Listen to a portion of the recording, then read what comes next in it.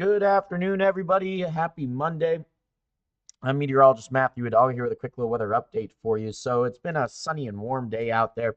Here's a current look at your Viper radar. Majority of us are sitting quiet, but we do have a couple of weak showers and weak storms as of right now developing in some of our northwestern counties, portions of Union County, and even Dallam County up there just north of Dalhart. It does look like we do see a storm trying to develop. And as we go throughout the evening hours, we're going to continue to see chances here. It does look like that storm's trying to get a little bit on the stronger side here, folks. But we're going to continue to keep an eye on it. Not everybody will be seeing rain, but again, the potential is still there. And we'll talk more about storms here in just a second.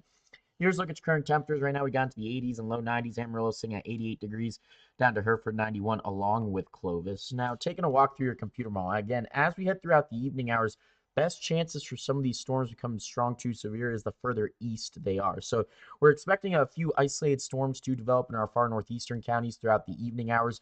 Should see things start to quiet down as we get closer to around midnight. Now, temperatures will fall back down into those 50s and 60s by early Tuesday morning. Get back into those upper 80s, low 90s by Tuesday afternoon with more isolated rain chances across portions of the region. And then we'll start to see some drier conditions, especially as we go throughout your Wednesday afternoon.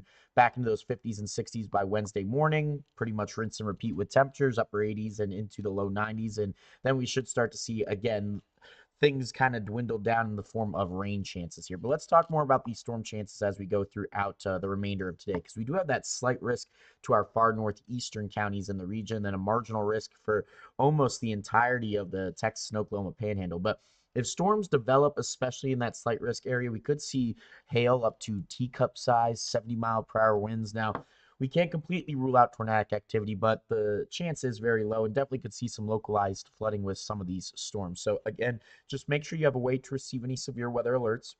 We are going to hold on to a marginal risk across the region for your Tuesday as it stands right now, but again, just isolated. We're not expecting a widespread rainfall across portions of the region. But let's talk about your next weather maker, because we have a high pressure ridge that's kind of like built in place as we go throughout this week. Well, that's going to shift east. Then we're going to be keeping our eye on a trough as it digs its way into the western United States. And it does look like models are trying to hint at some slightly better rain chances, especially as we get closer to this weekend. But things still may change. Just make sure you are staying up to date with your weather forecast. Again, daytime highs tomorrow should be just a bit above normal. Magic numbers at the top of your screen, they're sitting at 86 degrees down to Amarillo, looking at a high of around 92. Hereford and Clovis with a high of around 93. And summing this all up here, again, the weather pattern should quiet down for the most part, especially as we go throughout a good portion of this week with temperatures in those 80s and low 90s. It does look like we'll see temperatures get closer to around normal this weekend, but we're keeping our eye on this weekend for some slightly better chances of rain. Again, we got you covered. Just make sure you are staying weather ready out there. Have a great rest of your day, everybody.